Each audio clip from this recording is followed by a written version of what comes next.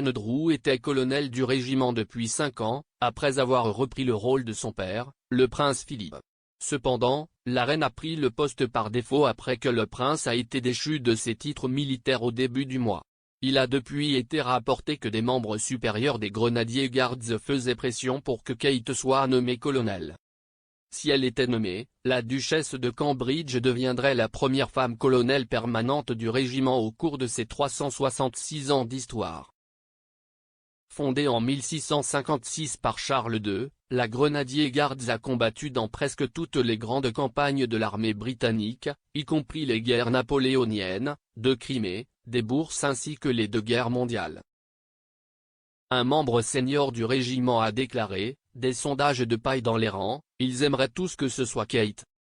Nous admirons tous la façon dont elle sait s'intégrer et sait se comporter, elle ne semble jamais se tromper de pied. » La source a ajouté dans l'interview du Sunday Times, « Tout ce qu'elle a entrepris, elle s'y engage vraiment, et nous voulons quelqu'un qui s'engagera vraiment avec nous. » Kate a longtemps montré une appréciation pour les forces armées, et le dernier dimanche du souvenir est même apparu au bord des larmes alors qu'elle rendait hommage aux morts au cénotaphe.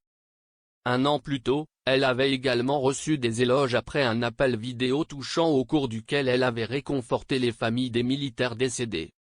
Après avoir entendu parler du travail de la Royal British Legion, Kate a déclaré, « Je suis sûr que vous passez votre temps chaque jour à vous souvenir de vos proches, mais il est si important que la nation se rassemble et passe vraiment du temps à penser à ceux qui ont perdu la vie. Et les familles qui ont été touchées. Ce fut un véritable honneur de vous parler à tous et je pense que je parle au nom de toute la nation lorsque je dis à quel point vous devriez être fiers de vos proches, et pour le sacrifice et la bravoure dont ils ont fait preuve.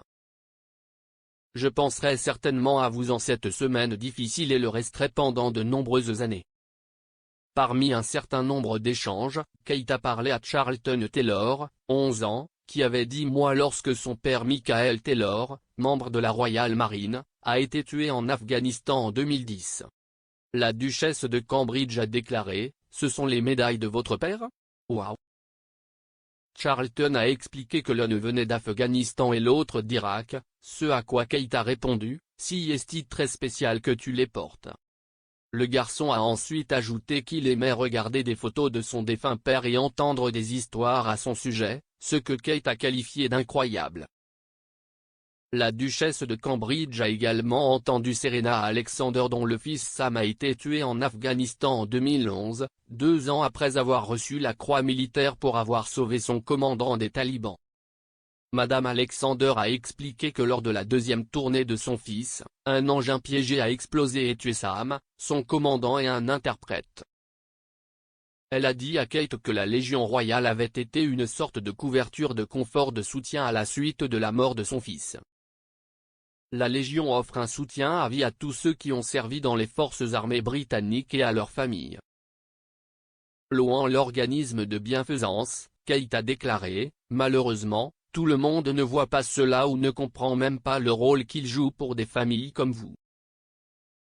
Cela a un impact si important, en particulier à des moments aussi tragiques. » Le prince William a également rejoint Kate lors d'un certain nombre d'appels déchirants et s'est entretenu avec des représentants déployés de la Royal Navy, de l'armée et de la Royal Air Force.